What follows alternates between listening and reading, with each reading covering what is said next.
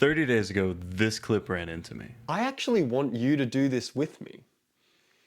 I wonder how many of you know what's coming. It was an invitation from a YouTuber named Camus to one of the most insane experiences I was ever gonna commit to. Seb introduced this as a 30-day sound challenge. And what he defined as a sound was 10 seconds of audio. But really, 10 seconds was just a minimum. The focus of the challenge though was less about the time and more about taking the pressure off of making music and just letting go of expectations. So a massive shout out to Seb for inspiring me and so many other people to join this challenge, and his channel is linked down below. So I got the invite, but why did I even join in the first place? I graduated from music school in December of 2024, and myself, like so many other people who graduated in arts fields, was kind of burnt out. I had kind of a rough experience, and I felt kind of stuck afterwards. And if I'm being honest, after I graduated, I didn't write music for months. And with that, I came into this challenge with two major goals. The first goal was to interact with music in a way that felt meaningful and fun again. Again, like so many other people, art school burned me out from making stuff. The second goal was to practice writing in a way that was more intentional,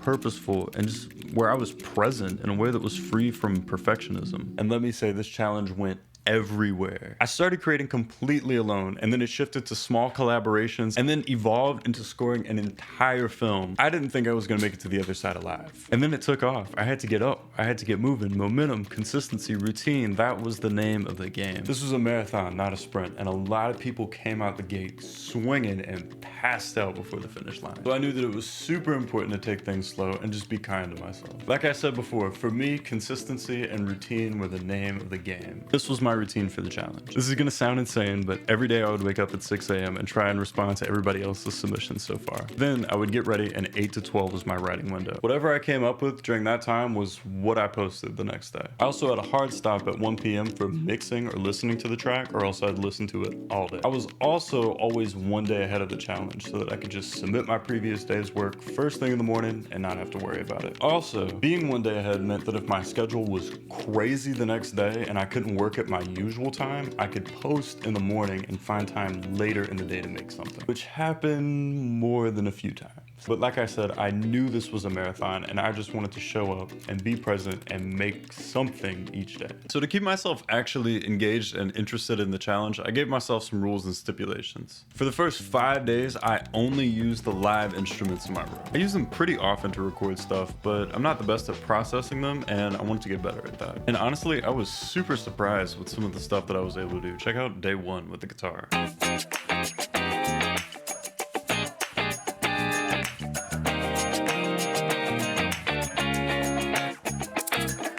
Sound designing and layering up that guitar like that was so much fun. I don't have a full drum kit, but I do have a snare drum, and I wanted to see how many percussion layers I could stack on top of each other just using that snare drum.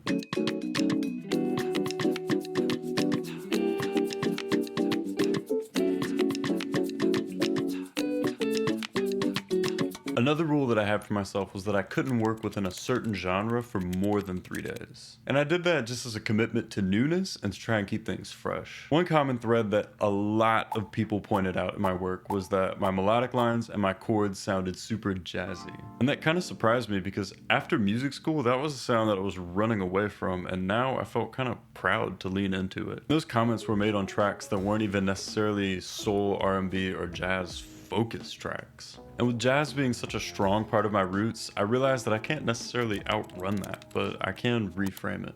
Oh shit. Now, here's where things get interesting. The hardest part of the challenge by far was ideation. As in, what the fuck am I about to make today? Some days I had a plan, most days I didn't. It was just kind of whatever. But on the days where I didn't know what I was gonna make and I was uninspired, that's where the magic happened. I used those types of days as sound design exercises, genre experiments, producing demos for other people. There was a day during the first week of the challenge where I had no idea what I was gonna make, so I learned how to sound design bug sounds and made an entire ecosystem.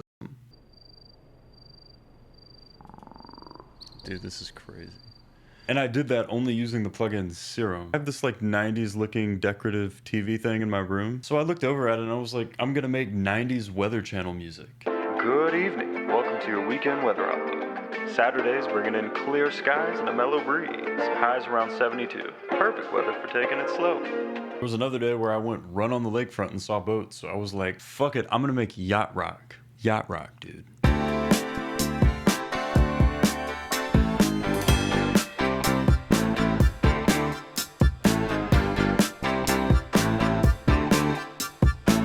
absolute free-for-all on those days. With all of that being said though, I'd be lying to you if I said that I was able to get through this challenge alone. Everybody was so quick to offer kind words or creative criticism wherever it was needed. It was amazing. For me, it was just a genuine example of the power of presence over perfectionism. Now, at this point, you might be asking yourself something like, should I do this? What do you even get out of something like this, you know? Are you a different person or a better songwriter after climbing this mountain? And to that, I would say, I don't know, but some things definitely changed, specifically when it came to my creative habits. First thing that I noticed is I was spending significantly less time in the idea generation part of the creative process. Before this challenge, I would spend a ton of time trying to find the perfect idea before starting something. But now I was on the clock. I had to take the first or second idea of what I came up with that morning and just roll with it, or else I wasn't finishing for the day. It really taught me that ideas come in abundance, and though it might not be a good idea today, there might be a great one tomorrow.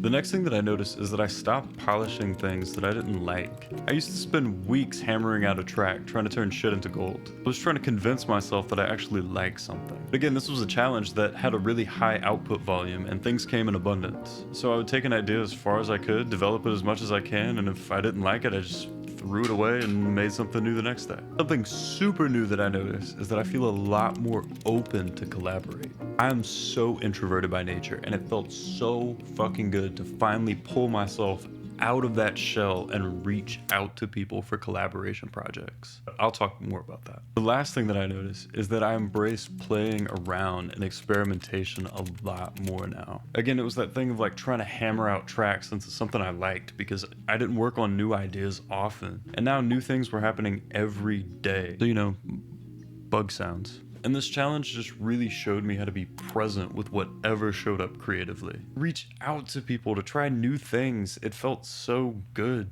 Throughout the 30 days, there were plenty of surprises and unexpected wins. For each day that we submitted a track, we had to put a label on it. So it was whack, mid, or epic. And on some of my whack days where I thought those tracks were my worst,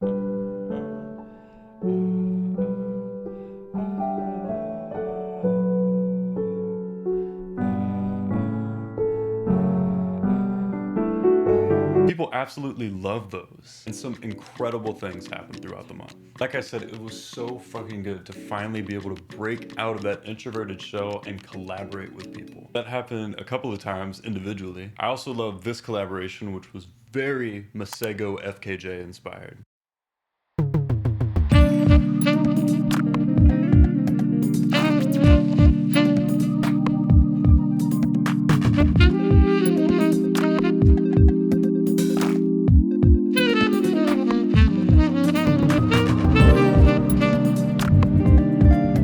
Also a film that I was scoring for my friend Kiva over at FSU that I wrapped up in the middle of this challenge. But for that, I'm bound by secrecy, and I'll talk about that more at a later date. And finally, for day 30, one of my friends that I made during the challenge, George, reached out to 6 of us for a mega collab.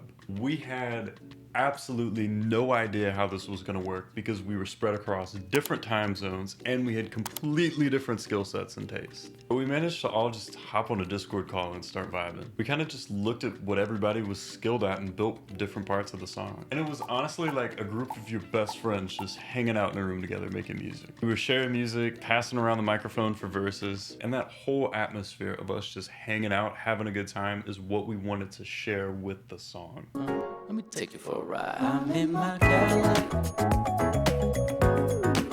She said, don't call me back. Yeah. She don't want money back. She want with a Cadillac.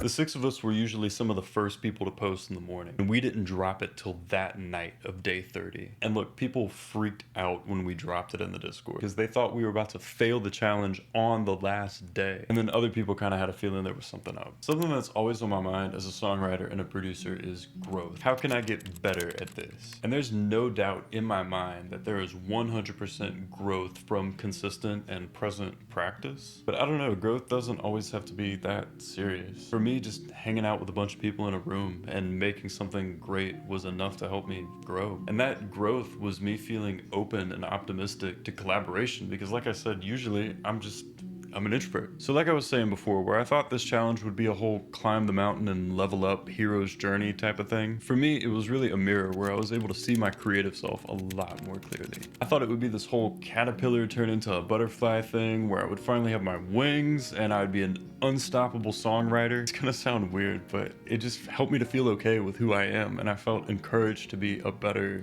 caterpillar. Like I said before, it let me see my creative habits a lot more clearly and develop new and healthier ones. It also gave me a chance to really tune into my taste and explore what I liked and why I liked it. But the most important thing that I learned was how to rest while creating. I had to maintain an extremely high creative output volume for 30 days. So rest in a situation like that was key. And yeah, I took rest in the form of breaks and sleep, but rest for me was also spending quality time with the people that I loved, getting outside, doing things that I enjoyed outside of music. That, more than anything, helped me to show up the next day. And from that, I kind of understood that the whole mountain climbing analogy didn't apply to being a better songwriter or producer. It was a lot more like taking care of a garden. Around day 25, it really hit me that this challenge was gonna end. And myself, like so many other people, weren't ready for that yet. Again, there was a reason, there was a purpose for all of these people to be at the same time at the same place, and there was such a strong sense of community built around the challenge, and nobody was ready to let that go just yet. So I had to sit down and really ask myself,